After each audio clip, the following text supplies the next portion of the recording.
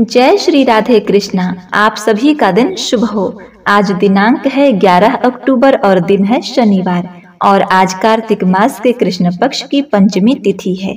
तो आज आप सुनेंगे कार्तिक स्नान के 5वें दिन की कहानी। एक समय की बात है, एक बूढ़े बाबा थे जिनकी 2 बहुएं थीं। ससुर जी का काम दोनों बहुएं ही करती थीं।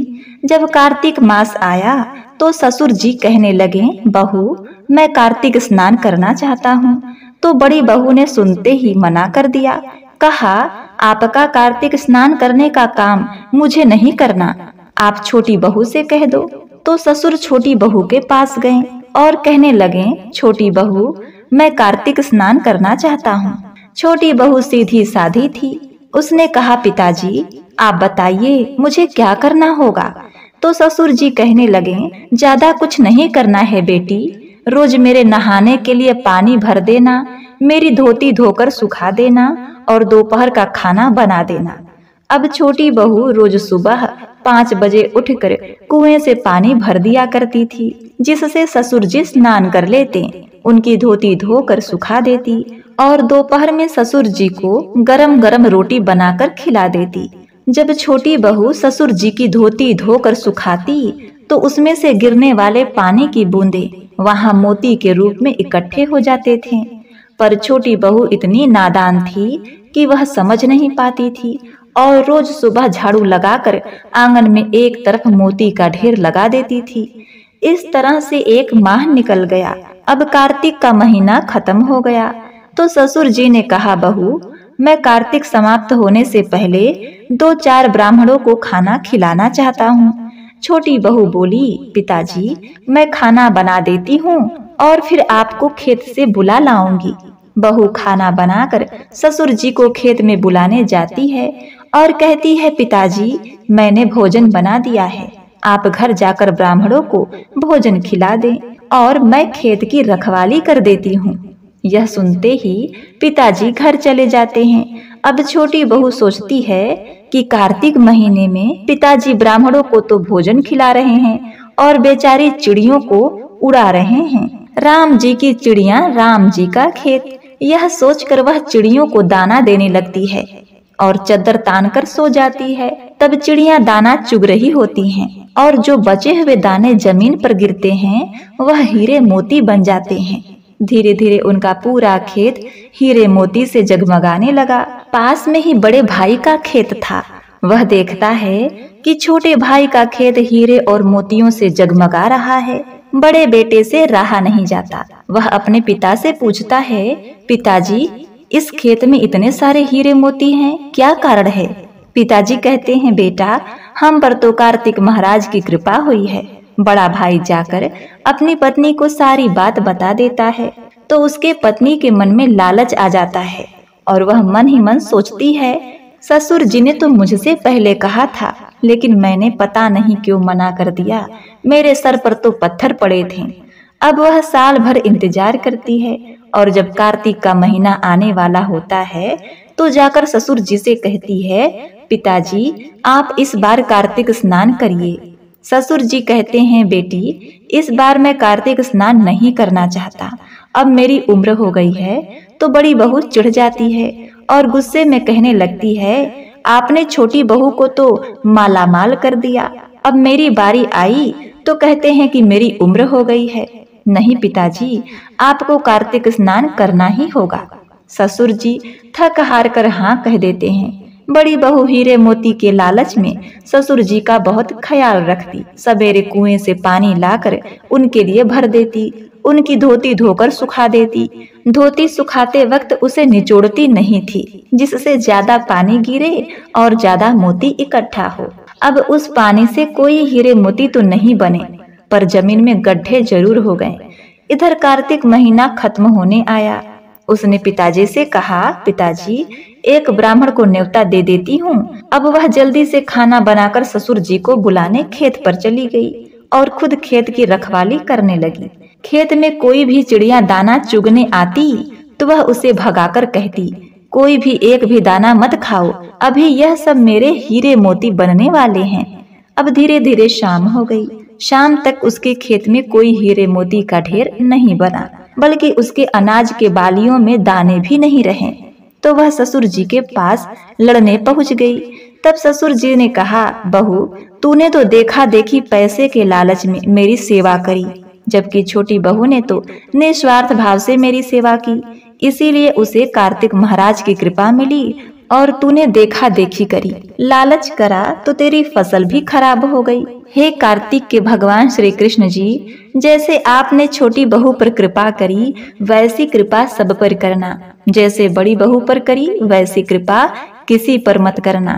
कथा अधूरी हो तो पूरी करना, और पूरी हो तो मान करना। बोलिए श्री कृष्ण भगवान की जय। कार्तिक मास महात्मा का 5वां अध्याय।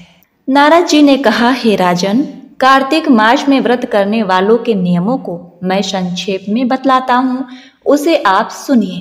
व्रती को सब प्रकार के आमिष, मांस, उड़द, राई, खटाई तथा नशीली वस्तुओं का त्याग करना चाहिए। व्रती को दूसरे का अन्न ग्रहण नहीं करना चाहिए, किसी से द्वेष नहीं करना चाहिए, और तीर्थ के अतिरिक्त अन्य कोई यात्रा नहीं करनी चाहिए। देवता, वेद, ब्राह्मण, गाय, व्रती, नारी, राजा तथा गुरुजनों की निंदा भी नहीं करनी चाहिए। व्रती को दाल, तिल, पकवान व दान दिया हुआ भोजन ग्रहण नहीं करना चाहिए। किसी की चुगली या निंदा भी नहीं करनी चाहिए। किसी भी जीव का मांस नहीं छूना चाहिए।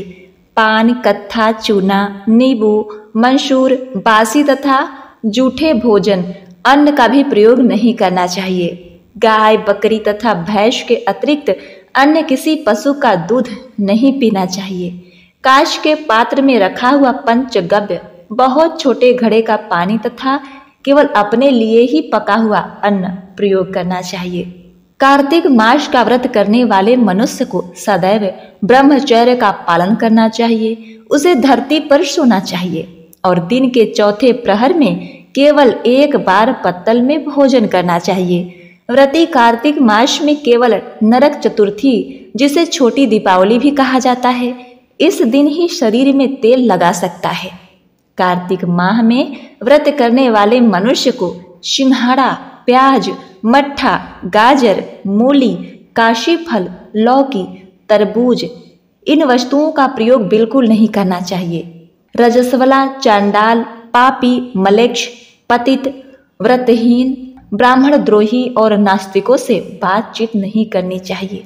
भगवान विष्णु को प्रसन्न करने के लिए अपने शक्ति के अनुसार चंद्रायण आदि का व्रत करना चाहिए और उपयुक्त नियमों का पालन करना चाहिए। व्रती को प्रतिपदा को कुम्हड़ा, द्वितीया को कटहल, तृतीया को तरुणी स्त्री, चतुर्थी को मूली, पंचमी को बेल, षष्ठी को तरबूज, सप्तमी को आंवला, अष्टमी को नारियल, नवमी को मूली, दसवीं को लौकी, एकादशी को परवल, द्वादशी को बेर, त्रयोदशी को मट्ठा, चतुर्थी को गाजर तथा पूर्णिमा को साग का प्रयोग नहीं करना चाहिए। रविवार को आंवले का प्रयोग नहीं करना चाहिए। कार्तिक माह में व्रत करने वाला मनुष्य यदि इन शाकों में से किसी शाक का सेवन करना चाहे तो पहले ब्राह्मण को देकर ग्रहण करे। यही विधान माघ माह के व्रत के लिए भी है। देवोत्थायनी एकादशी से पहले कही गई विधि के अनुसार नित्य जागरण, गायन, वादन आदि करना चाहिए। इनको विधि पूर्वक करने वाले मनुष्य को देखकर यमदूत ऐसे भाग जाते हैं जैसे सिंह की गर्जना से हाथी भाग जाते हैं। कार्तिक माह का व्रत सभी व्रतों में श्रेष्ठ है। इसके अतिरिक्त जितने भी व्रत यज्ञ है वह 1000 की संख्या में किए जाने पर भी इसकी तुलना नहीं कर सकते, क्योंकि यज्ञ करने वाले मनुष्य को सीधा वैकुंठ की प्राप्ति होती है। जिस प्रकार राजा की रक्षा उसके अंगरक्षक करते हैं ना, उसी प्रकार कार्तिक मास का व्रत करने वाले की रक्षा भगवान विष्णु की आज्ञा से इंद्र आदि देवता करते हैं। व्रती मनुष्य जहाँ कहीं भी रहता है वहीं पर उसकी पूजा होती है, उसका यश फैलता है। उसके निवास स्थान पर भूत, पिशाच आदि कोई भी नहीं रह पाते। विधि पूर्वक कार्तिक माह का व्रत करने वाले मनुष्य के पुण्यों का वर्णन करने में ब्रह्मा जी भी असमर्थ हैं। यह व्रत सभी पापों को नष्ट करने वाला, पुत्र, पौत्र प्रदान करने वाला और धन धान की वृद्धि करने वाला है। तो बोलिए ओम नमो भगवते वासुदेवाय नमः। हरे कृष्णा। प्रिय भक्तगणों, आइए अब श्रवण करते हैं कार्तिक स्नान की कथा, पीपल पथवारी सींचने की कथा। प्राचीन समय की बात है। किसी गांव में एक बुढ़िया माई रहा करती थी। उनके 4 बेटे थे। बुढ़िया ने 4 ही भैंस पाल रखी थी। कार्तिक का महीना आने पर बुढ़िया माई ने अपने 4 बहुओं को बुलाया और कहा कि मैं तो कार्तिक नहाने जा रही हूँ, तुम चारों एक एक भैंस रख लो, मैं 1 महीने में वापस आऊंगी। 4 बहुओं में से सबसे छोटी बहू बुढ़िया की लाडली थी। बुढ़िया ने जाते जाते यह भी कहा कि मैं 1 महीने में जब वापस आऊंगी तो देखूंगी कि किसने सबसे ज्यादा घी जोड़ा है। बुढ़िया की बातें सुन तीनों बड़ी बहुओं ने सोचा कि यही समय है बुढ़िया को बताने का कि छोटी को कुछ नहीं आता।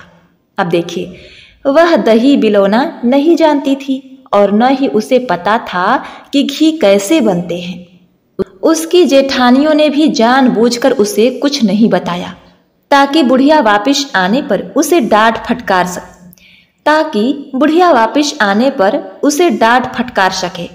तीनों जेठानियां घी बनाने में जुट गईं, लेकिन छोटी बहू को कुछ नहीं आता था तो वह सारे दूध दही को पीपल की पथवारी में गिरा देती। मन से वह बड़ी ही भोली थी। महीना पूरा होने पर तीनों जेठानियों ने 1-1 डिब्बा घी का भर दिया। छोटी बहू ने जरा सा भी घी नहीं निकाला था। वह तो सारा दूध दही पीपल की पथवारी पर गिरा आती थी। बुढ़िया के आने की खबर वह पथवारी माता से कहती है कि हे माते, मैं क्या करूं? मैंने तो सारा दूध दही यहाँ गिरा दिया है। अब मेरी सासू माँ आकर घी के बारे में पूछेगी तो मैं क्या जवाब दूंगी? पथवारी माता कहती हैं, हे पुत्री, तुम यहाँ से 4 कंकड़ ले जाओ और 4 अलग अलग डिब्बों में रख देना। इससे 4 डिब्बे घी से भर जाएंगे। उसने ऐसा ही किया और उसके पास 4 डिब्बे घी हो गए। अब सासू माँ घर आई और आते ही उसने 4 बहुओं को कहा कि लाओ अपना अपना घी दिखाओ कि किसने कितना घी जोड़ा है।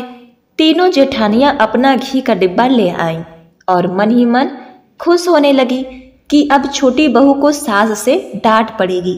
छोटी बहू आई तो साथ में 4 घी के डिब्बे भी लाई। वह सब ये देखकर हैरान हो गई कि इसे तो दही बिलौना नहीं आता था, तो यह घी कहाँ से आया।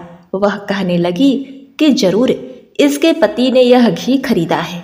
इस पर छोटी बहू ने कहा कि मुझे तो कुछ नहीं आता और न ही मुझे किसी ने बताया कि किस तरह से दही बिलोकर घी बनाया जाता है। मैं तो सारा दूध दही पीपल पथवारी में सींच देती थी और दही पथवारी पर चढ़ा देती थी। यह तो पथवारी माता की कृपा का प्रभाव है।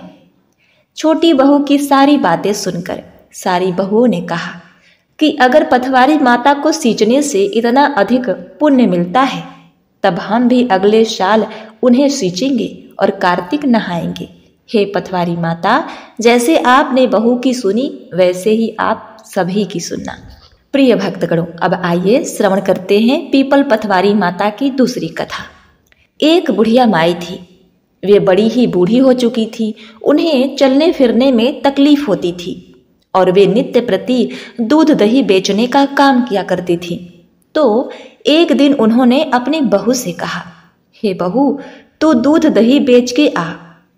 अब अपनी सासू माँ की आज्ञा पाकर वह दूध दही बेचने गई तो रास्ते में औरतें पीपल पथवारी सींच रही थी। उसको सींचता देखकर बहू ने पूछा कि तुम यहाँ क्या कर रही हो? औरतें बोली कि हम पीपल पथवारी सींच रहे हैं, इससे अन्न और धन होता है। 12 वर्ष का बिछड़ा हुआ पति भी मिल जाता है। बहू बोली, यदि ऐसा है तो तुम पानी से सींचती हो तो मैं दूध से सींचूंगी। अब बहू रोजाना दूध दही बेचने आती और वह रोजाना दूध को पीपल में और दही पथवारी में सींचती। सास दूध दही का दाम मांगती तो कह देती कि महीना पूरा हो जाने पर लाकर दे दूंगी। प्रिय भक्तों, अब देखिए, कार्तिक का महीना पूरा हो गया। पूर्णिमा के दिन बहू पीपल पथवारी के पास जाकर बैठ गई। पथवारी माता ने पूछा, हे पुत्री, तुम मेरे पास क्यों बैठ गई? बहू बोली कि सासू दूध दही का दाम मांगेंगी। पीपल पथवारी बोली कि मेरे पास क्या दाम रखा है, ये डंठे पत्तल और घास यहाँ से ले जा। बहू ने वहीं ले जाकर कोठरी में रख दिया और डर के मारे कंबल ओढ़कर सो गई। सासू बोली कि पैसे ले आई बहू? अब बहू बोली कि माँ जी, कोठरी में रखा है। सासू ने कोठरी खोलकर देखी तो हीरा मोती जगमगा रहे हैं। सासू बोली कि बहू, इतना धन कहाँ से लाई? बहू ने आकर देखा तो सच में घर धन से भरा हुआ है। बहू ने सास को सारी बात बता दी। सास ने कहा, अब की कार्तिक मैं भी पथवारी सींचूंगी। अब कार्तिक आया, सास दूध दही को बेच आती, हांडी धोकर पथवारी में चढ़ा देती और आकर बहू से कहती कि मेरे से दाम मांग। वह कहती, सासू माँ, कोई बहू भी अपने सास से दाम मांगती है? मगर सास कहती कि हे बहू, मैं तेरी सास हूं, तू मुझसे मांग। तब बहू ने कहा, हे सासू माँ, पैसे ले आओ। तो सास पीपल पथवारी के पास जाकर बैठ गई। पीपल पथवारी माता ने सास को लकड़ी, डंठल और घास दिया। उसने ले जाकर कोठरी में रख दिया। बहू ने खोलकर देखा तो उसमें कीड़े मकोड़े बिलबिला रहे हैं। बहू ने कहा, हे सासू माँ, यह क्या है? सास ने आकर देखा तो बोली, पीपल पथवारी माता ने मेरे साथ दोहरा व्यवहार किया है। तुमको तो धन दिया, मुझको कीड़ा मकोड़ा दिया। तब सभी कहने लगे कि बहू तो सत्य की भूखी थी, तुम तो धन की भूखी थी। हे पथवारी माता, जैसा बहू को दिया वैसा सबको देना, जैसा सास को दिया वैसा किसी को नहीं देना। और सभी भक्तिनों, सभी सास बहुओं में प्रेम बनाए रखना, उनके घर परिवार में खुशियां, सुख समृद्धि लाना। जय पीपल पथवारी माता, जय कार्तिक भगवान। ओम नमो भगवते वासुदेवाय नमः। तो प्रिय भक्तगणों, भगवान शनिदेव की कृपा प्राप्त करने के लिए आप सभी भक्तगण प्राचीन पौराणिक कथा को बड़े श्रद्धा और प्रसन्न चित्त मन से श्रवण करें। किसी गांव में एक बहुत ही विद्वान ब्राह्मण रहा करता था। एक दिन रात्रि में उसने सपने में देखा कि एक नीला वस्त्र पहने हुए बहुत ही दिव्य पुरुष उसे कह रहा है कि हे ब्राह्मण देवता, मैं तुझे लगूंगा। अब देखिए, यह सपना उस ब्राह्मण को रोज दिखाई देता। इससे वह परेशान हो गया और दुबला पतला होने लगा। उसका स्वास्थ्य बहुत ही गिरने लगा। एक दिन उसकी पत्नी ने कहा, देखिए जी, मैं आपको कितना अच्छे से खिलाती पिलाती हूँ, मेवा मिश्री खिलाती हूँ, दूध मलाई खिलाती हूँ, अच्छा भोजन आहार पकाकर खिलाती हूँ, फिर भी आप इतने दुबले पतले क्यों होते जा रहे हैं?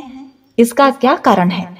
प्रिय भक्तों, उस ब्राह्मण ने अपनी पत्नी से अपना सारा हाल बताया कि मेरे सपने में एक नीले कपड़े पहने हुए बहुत ही दिव्य पुरुष आते हैं। वे मुझे कहते हैं कि हे ब्राह्मण, मैं तुम्हें लगूंगा। अब यही सोचकर मुझे भूख प्यास नहीं लगती, मैं दुबला हो जा रहा हूँ। तब ब्राह्मणी ने कहा, हे पतिदेव, मुझे लगता है कि आपको शनि भगवान दर्शन देते हैं। आपके ऊपर शनि की दशा शुरू होने वाली है, इसीलिए आपको वे सचेत करते हैं। अवश्य ही वे शनि महाराज हैं। अब की बार जब दिखेंगे तो आप उनसे कहिएगा कि आप मुझे सिर्फ सवा पहर ही लगिए। प्रिय भक्तगणों, उसी दिन जब रात्रि होती है तो ब्राह्मण फिर से सोता है और उसके सपने में शनि भगवान दर्शन देते हैं और कहते हैं, हे ब्राह्मण, आज मैं तुम्हें लगूंगा। तब ब्राह्मण ने कहा, हे भगवान, यदि आप लगना ही चाहते हैं तो लग जाइए, लेकिन ये बताइए भगवान, आप कितने दिनों के लिए लगोगे? तब शनिदेव ने कहा, हे ब्राह्मण, तुम्हारे ऊपर 7.5 शुरू होने वाली है, मैं तुम पर 7.5 साल के लिए लगूंगा।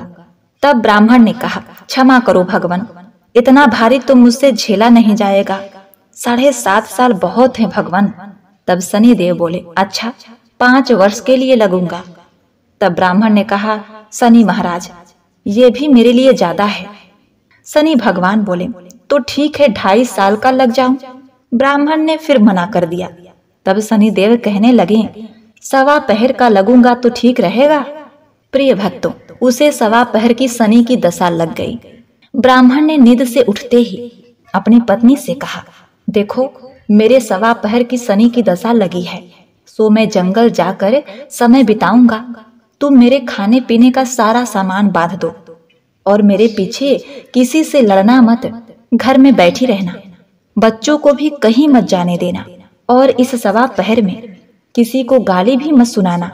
ऐसा कहकर ब्राह्मण अपने घर से जंगल की ओर चल दिया। जंगल में ब्राह्मण एक पीपल के पेड़ के नीचे बैठ गया और हनुमान जी का पाठ करने लगा। एक पहर बीत गया तो ब्राह्मण ने सोचा बाकी का समय तो रास्ते में ही बीत जाएगा, सो वह वहां से चल दिया और रास्ते में चलते हुए उसे एक सब्जी मंडी दिखाई दी। उसने सब्जी मंडी में से एक बड़ा सा कद्दू खरीद लिया। कद्दू खरीद के अपने चादर में लपेट करके वहां से चल देता है। तभी रास्ते में शनि महाराज एक साधु का भेष बदलकर उसके पास आते हैं और कहते हैं, तुम्हारे चादर में क्या है? ब्राह्मण ने कहा, हे साधु महाराज, मेरे इस चादर में तो कद्दू है। साधु ने कहा, अच्छा कद्दू है तो दिखाओ। जब ब्राह्मण ने अपना चादर दिखाया तो आश्चर्य, उसमें तो उस राज्य के राजा के बेटे का कटा हुआ सर था। यह देखते ही साधु महाराज, जो कि शनिदेव थे, उस ब्राह्मण को लेकर राज दरबार में पहुंच गए और राजा से कहने लगे, महाराज ये देखिए, ये दुष्ट दुराचारी आपके पुत्र का हत्या करके उसके सर को काट के अपने चादर में लेकर घूम रहा था, इसे आप दंड दीजिए। प्रिय भक्तों, राजा ने जब सुना कि उस ब्राह्मण ने उसके पुत्र को मार दिया है, राजकुमार की हत्या कर दी है, तब राजा बहुत ही क्रोधित हुआ। उसने कहा, मुझे मत दिखाओ, मुझे यह सब कुछ देखा नहीं जाएगा। हे सैनिकों, तुम इसे तुरंत ले जाओ और इसे सूली पर चढ़ा दो। प्रिय भक्तों, जब नगर में यह समाचार मिली कि राजा के पुत्र का सर कट चुका है, एक ब्राह्मण ने उसकी हत्या कर दी है, तो नगर में हाहाकार मच गया और उस ब्राह्मण को सैनिक सूली पर चढ़ाने के लिए ले गए। जब फांसी पर चढ़ाने ही वाले थे, तब जैसा कि नियम होता है, मरने वाले से उसके अंतिम इच्छा को पूछा जाता है, तो सैनिकों ने भी ब्राह्मण के अंतिम इच्छा को पूछा। सैनिकों ने कहा, हे ब्राह्मण, बताओ तुम्हारी अंतिम इच्छा क्या है? प्रिय भक्तगणों, ब्राह्मण ने सोचा कि यदि किसी प्रकार कुछ समय तक के लिए फांसी रुक जाए तो शनि की दशा का सवा पहर पूरा हो जाएगा। यह सोचकर उसने कहा, भाई, मैं बचपन से नित्य बालाजी की कथा कहता सुनता आया हूँ, आज मरने से पहले अंतिम बार कथा कह लेने दो। अब क्या था, फांसी देने वाले सैनिकों ने उसकी आखिरी इच्छा पूर्ण होने तक फांसी रोक दी। कहानी कहते कहते सवा पहर पूरा हो गया, शनि की दशा खत्म हो गई। अब इधर देखिए, राजा का जो पुत्र था राजकुमार, वह जंगल से शिकार खेलकर वापस राजमहल में आ गया। राजमहल में राजकुमार को देखते ही राजा बड़ा ही प्रसन्न हुआ, लेकिन मन ही मन उसे डर भी लगा। यदि उस निर्दोष ब्राह्मण को फांसी चढ़ा दिया गया होगा तो ब्राह्मण हत्या का दोष लग जाएगा। अब क्या था, राजा ने 2 घुड़सवार को जल्दी से फांसी घर की तरफ दौड़ाया और ब्राह्मण को आदर सहित दरबार में आने का हुक्म दिया। ब्राह्मण राज दरबार में उपस्थित हुआ तो राजा ने क्षमा याचना मांगते हुए कहा कि आपके बगल में जो चादर है उसे खोलकर दिखाओ। राजा के आज्ञा के अनुसार ब्राह्मण ने चादर खोली तो उसमें कद्दू था। राजा ने ब्राह्मण को बहुत सा धन दिया और पूछा, हे ब्राह्मण देवता, मुझे यह समझ में नहीं आया, इस सब के पीछे क्या रहस्य है? ये सब क्यों हुआ? आखिर ये सब था क्या? तब ब्राह्मण ने कहा, हे महाराज, मुझे सवा पहर की शनि की दशा लगी थी, इसीलिए यह सब कुछ हुआ। राजा ने कहा, हे ब्राह्मण देव, शनि की दशा किस प्रकार टलती है? ब्राह्मण ने कहा, हे राजन, यदि राजा या सेठ को यह दशा लगती है तो काला हाथी या काला घोड़ा दान करना चाहिए। गरीब को शनि की दशा लगती है तो पीपल की पूजा करें और बोले, साचा शनिचर कहिए, जाके पांव सदा ही पड़िए। शनि की कहानी सुने, तिल, तेल और काला उड़द आदि का दान दें। काले कुत्ते को तेल चुपड़ी रोटी खिलाएं तो शनि की दशा उतर जाएगी। अब देखिए, राजा ने उस ब्राह्मण को कद्दू वापस कर दिया। अब घर आकर ब्राह्मण ने कद्दू अपनी पत्नी को दिया। जब उसकी पत्नी ने सब्जी बनाने के लिए उस कद्दू को काटा तो उसके बीजों की जगह हीरे मोती निकलने लगे। ब्राह्मणी ने पूछा, हे पतिदेव, ये सब क्या है? इसमें से हीरे मोती कैसे निकल रहे हैं? इसे कहाँ से लाए हैं आप? तब ब्राह्मण ने कहा, हे प्रिय, जब शनि की दशा लगी थी तो ये कद्दू कुंवर का सर बन गया था, और जब दशा उतरी है तो शनि जी ने कैसे निहाल कर दिया, हमें माला माल कर दिया।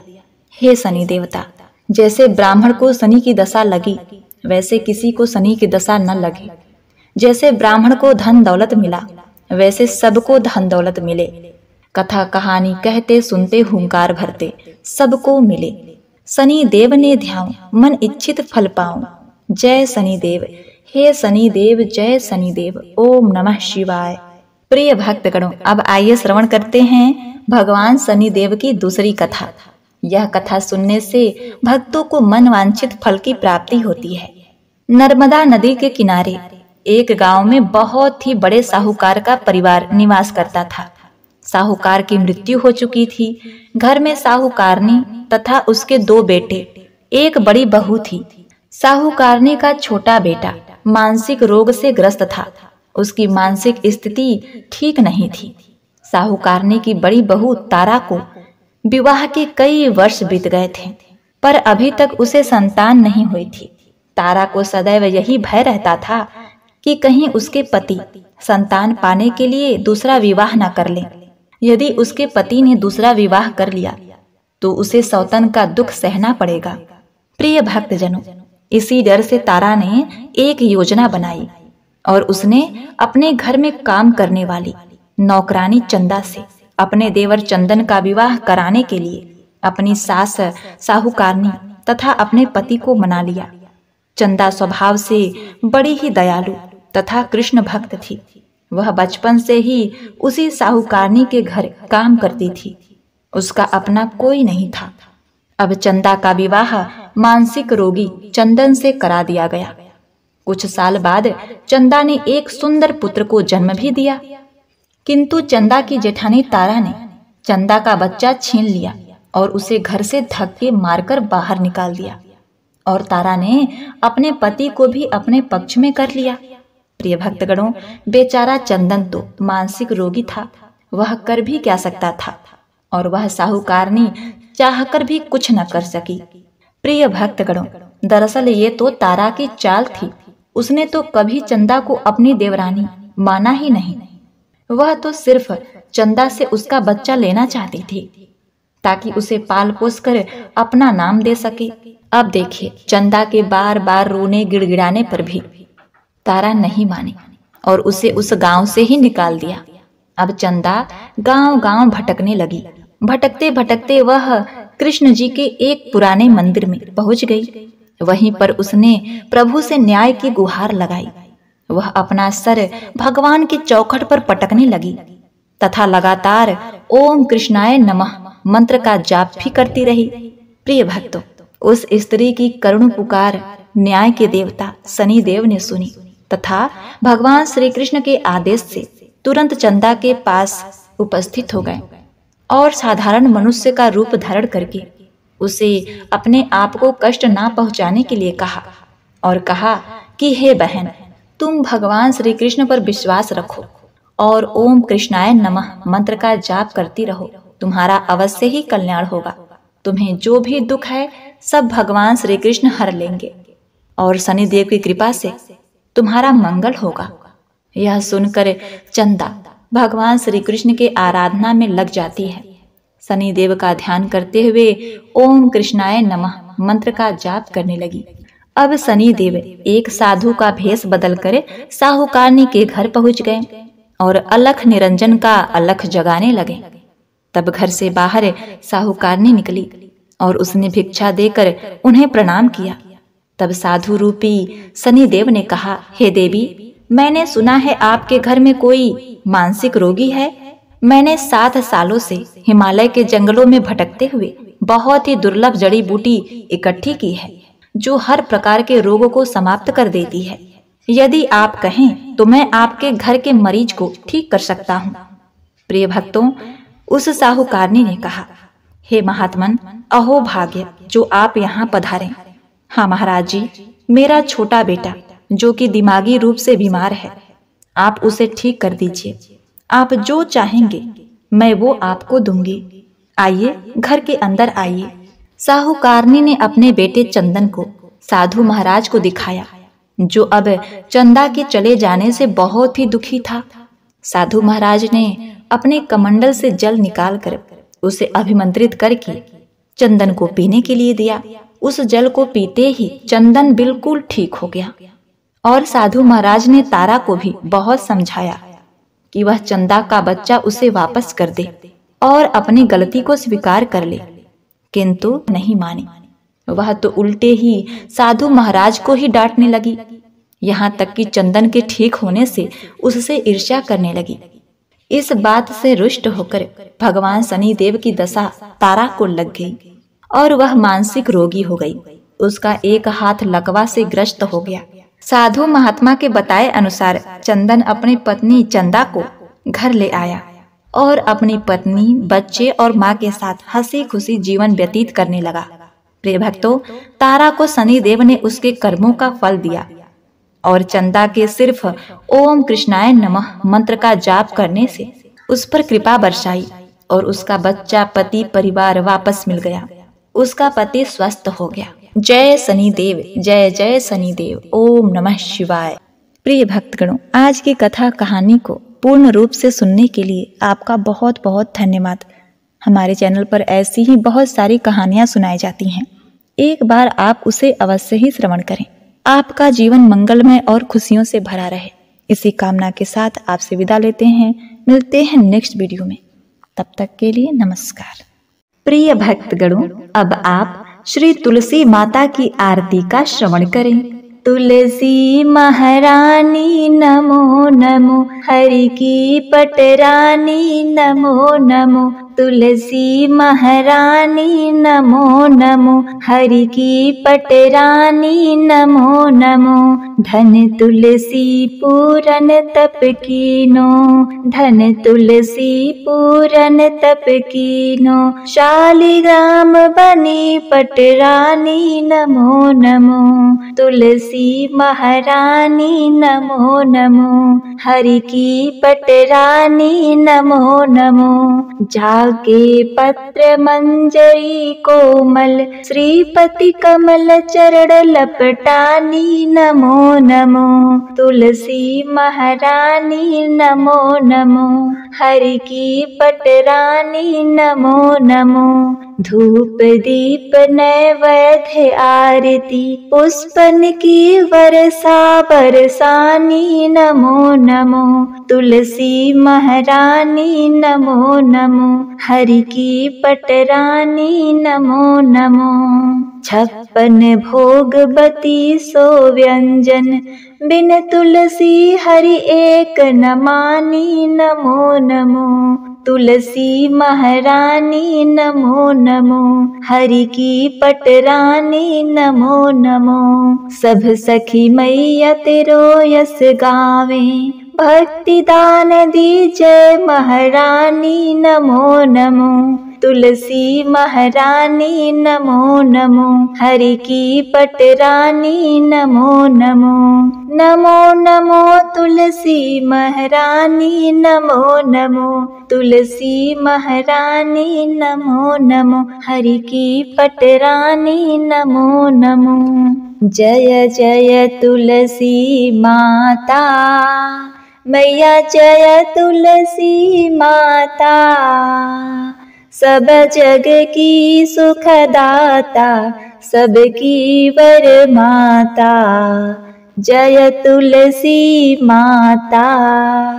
सब योगों से ऊपर, सब रोगों से ऊपर, रज से रक्ष करके सबकी भव त्राता। जय तुलसी माता। बटु पुत्री है श्यामा, सुरबल्ली ग्रामा। विष्णु प्रिया जो नर तुमको सेवे, सो नर तर जाता।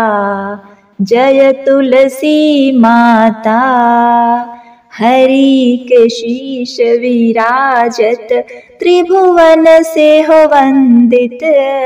पतित जनों की तारिणी, तुम हो विख्याता। जय तुलसी माता। लेकर जन्म विजन में, आई दिव्य भवन में। मानव लोक तुम्ही से, सुख संपत्ति पाता। जय तुलसी माता। हरि को तुम अति प्यारी, श्याम वर्ण सुकुमारी। प्रेम अजब है उनका, तुमसे कैसा नाता। जय तुलसी माता। हमारी विपत्ति हरो तुम, कृपा करो माता। जय तुलसी माता। जय जय तुलसी माता। मैया जय तुलसी माता। सब जग की सुखदाता, सबकी वर माता। मैया जय तुलसी माता। प्रेम से बोलिए तुलसी मैया की जय। ओम नमो भगवते वासुदेवाय नमः। प्रिय भक्तगणों, अब आप श्रवण करिए तुलसी माता के चालीसा। श्री तुलसी महारानी, करो विनय सिर नाय। जो मम हो संकट विकट, दीजो मात नशाय। नमो नमो तुलसी महारानी, महिमा अमित न जाय बखानी। दियो विष्णु तुमको सन्माना, जग में छायो सुयस महाना। विष्णु प्रिया जय जयति भवानी, तेहु लोक की हो सुख खानी। भगवत पूजा कर जो कोई, बिना तुम्हारे सफल न होई। जिन घर तब नहीं होय निवासा, उस पर करहि विष्णु नहीं वासा। करे सदा जो तब नित सुमिरन, तेहि के काज होय सब पूरन। कार्तिक मास महात्म तुम्हारा, ताको जानत सब संसारा। तब पूजन जो करे कुआरी, पावे सुंदर वर सुकुमारी। करे जो पूजा नित प्रीति नारी, सुख संपत्ति से हो सुखकारी। वृद्धा नारी करे जो पूजन, मिले भक्ति होवे पुलकित मन। श्रद्धा से पूजय जो कोई, भवनिधि से तर जावे सोई। कथा भागवत यज्ञ करावे, तुम बिन नहीं सफलता पावे। छायो तब प्रताप जग भारी, ध्यावत तुम ही सकल चित धारी। तुम ही मात यंत्र तंत्र में, सकल काज सिद्धि हो छड़ में। औषधि रूप आप हो माता, सब जग में तप यश विख्याता। देव ऋषि मुनि और तपधारी, करत सदा तब जय जयकारी। वेद पुराण तब यस गाया, महिमा अगम पार नहीं पाया। नमो नमो जय जय सुख करनी, नमो नमो जय दुख निवारिणी। नमो नमो सुख संपत्ति देनी, नमो नमो अघ काटन छेनी। नमो नमो भक्तन दुख हारी, नमो नमो दुष्टन मद छेनी। नमो नमो भव पार उतारिणी, नमो नमो परलोक सुधारिणी, नमो नमो निज भक्त उबारिणी, नमो नमो जन काज सवारिणी, नमो नमो जय कुमति नसावनी, नमो नमो सब सुख उपजावनी, जयति जयति जय तुलसी माई, ध्याऊं तुमको शीस नमाई, निज जन जानि मोहि अपनाओ, बिगड़े कारज आप बनाओ, करो विनय मैं बात तुम्हारी, पूर्ण आशा करहु हमारी, शरण चरण कर जोरी मनाओ, निस दिन तेरे ही गुण गाऊं, करहूँ मात यह अब मोह पर दया, निर्मल होय सकल महकाया, मांगू मात यह वर दीजय, सकल मनोरथ पूर्ण कीजय, जानू नहीं तुम नेम अचारा, क्षमहु मात अपराध हमारा, 12 मास करे जो पूजा, तस सम जग में और न दूजा, प्रथम ही गंगा जग में आवे, फिर सुंदर स्नान करावे, चंदन अक्षत पुष्प चढ़ावे, धूप दीप नैवेद्य लगावे, करे आचमन गंगा जल से, ध्यान करे हृदय निर्मल से, पाठ करे फिर 40 की, स्तुति करे मात तुलसी की, यही पूजा विधि करे हमेशा, ताके तन नहीं रहे कलेशा, करे मास कार्तिक का साधन, सोवे नित पवित्र सिद्ध हुए जाई, यह सब कथा महा सुखदाई, पढ़े सुने सो भव तर जाई। श्री तुलसी चालीसा पाठ करे जो कोय, गोविंद सो फल पावही, जो मन इच्छा होय। प्रेम से बोलिए श्री तुलसी मैया की जय।